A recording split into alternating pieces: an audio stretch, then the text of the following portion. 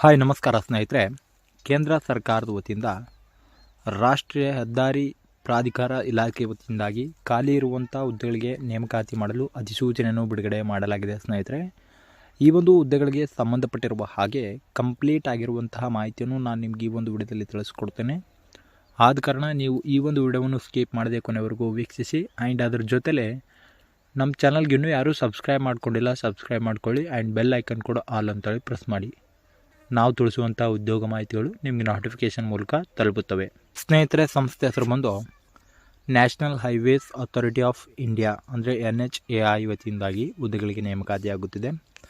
ಉದ್ಯೋಗದ ಸ್ಥಳ ಬಂದು ಭಾರತಾದ್ಯಂತವಾಗಿದೆ. ಆ್ಯಂಡ್ ಪೋಸ್ಟ್ಗಳ ಸಂಖ್ಯೆ ನೋಡೋದಾದರೆ 17 ಪೋಸ್ಟ್ಗಳಿಗಾಗಿ ನೇಮಕಾತಿಯಾಗುತ್ತದೆ ಸ್ನೇಹಿತರೆ. ಈ ಒಂದು ಹುದ್ದೆಗಳಿಗೆ ವೇತನ ಶ್ರೇಣಿ ಬಗ್ಗೆ ನೋಡುವುದಾದರೆ ಪ್ರತಿ ತಿಂಗಳು 67,700 ರೂಪಾಯಿಂದ 2,08,700 ರೂಪಾಯಿವರೆಗೂ ವೇತನ ಶ್ರೇಣಿಯಾಗಿ ನೀಡಲಾಗುವುದು ಅಂತೇಳಿ ತಿಳಿಸಲಾಗಿದೆ.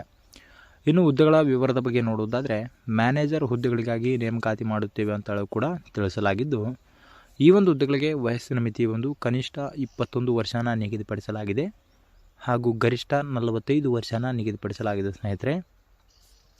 ಆ್ಯಂಡ್ ಅದೇ ರೀತಿಯಾಗಿ ಈ ಒಂದು ಹುದ್ದೆಗಳ ಶೈಕ್ಷಣಿಕ ಅರ್ಹತೆ ಬಗ್ಗೆ ನೋಡುವುದಾದರೆ ಯಾವುದೇ ಮಾನ್ಯತೆ ಪಡೆದ ವಿದ್ಯಾಸಂಸ್ಥೆ ವತಿಯಿಂದ ಅಭ್ಯರ್ಥಿಗಳು ಪದವಿನ ಪೂರ್ಣಗೊಳಿಸಿದ್ದಲ್ಲಿ ಅರ್ಜಿನ ಸಲ್ಲಿಸಲು ಎಲಿಜಿಬಲ್ ಇರ್ತೀರಾ.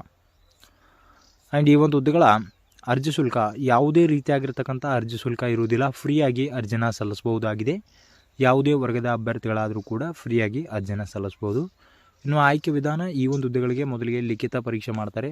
ಆ ಒಂದು ಲಿಖಿತ ಪರೀಕ್ಷೆ ಆದ ನಂತರ ಸಂದರ್ಶನದ ಮೂಲಕ ಆಯ್ಕೆ ಮಾಡಿಕೊಳ್ಳಲಾಗುವುದು ಅಂತೇಳಿ ತಿಳಿಸಲಾಗಿದೆ.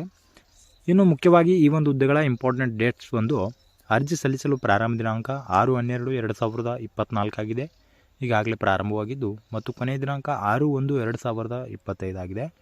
ಸ್ನೇಹಿತರೆ, ಈ ಒಂದು ಹುದ್ದೆಗಳಿಗೆ ಅರ್ಜಿನ ಯಾವ ರೀತಿ ಸಲ್ಲಿಸಬೇಕಂದ್ರೆ ಆಫ್ಲೈನ್ ಮುಖಾಂತರ ಸಲ್ಲಿಸಬೇಕಾಗುತ್ತದೆ.